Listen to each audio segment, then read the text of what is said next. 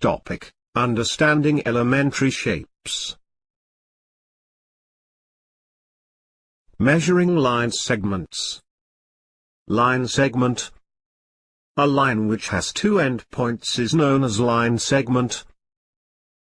There are several ways to compare any two line segments. Comparison by observation. We can compare line segments by observing them. Comparing by tracing. We can compare line segments by using tracing paper. We can trace CD and place it on a B. Now we can decide which one is longer. Comparison using ruler and divider. A ruler is divided into 15 parts. Each part has length of 1 centimeter. Each cm is again divided into 10 subparts. Each subparts is of 1 millimeter. So 1 centimeter equals 10 millimeters. Procedure: open the divider. Put the end point of one of its arms at A and the end point of the second arm at B. Opening of the divider should not be disturbed. Now lift the divider and put it on the ruler.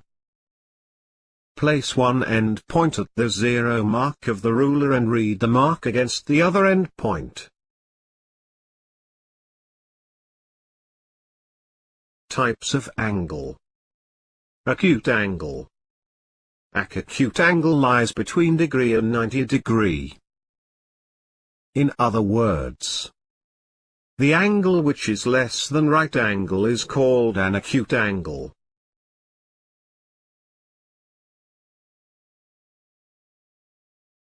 Right angle.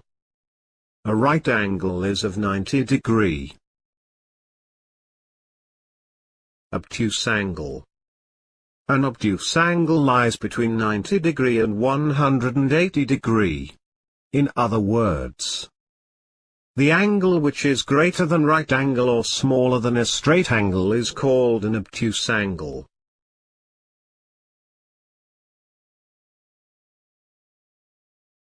Straight angle. A straight angle is 180 degree exactly. In other words, turning by to right angles in the same direction is known as straight angle. Turn from degree to 90 degree is one right angle and 90 degree and 180 degree is another right angle. So two right angles make a straight angle. Complete angle.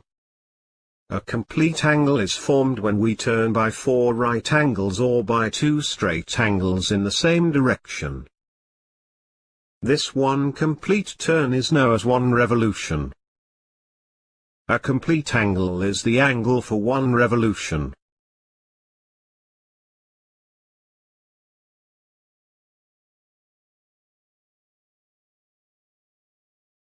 Reflex angle. A reflex angle lies between 180 degree and 360 degree. In other words, the angle which is larger than straight angle is called a reflex angle. Measuring angles. We can measure the angle with the help of protractor. Steps for measuring angle ABC. 1. Keep the protractor on a midpoint, in such a way that it lies on vertex B of the angle.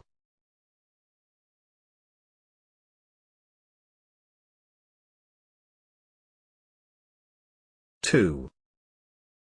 Adjust the protractor so that BC is along the straight edge of the protractor. 3.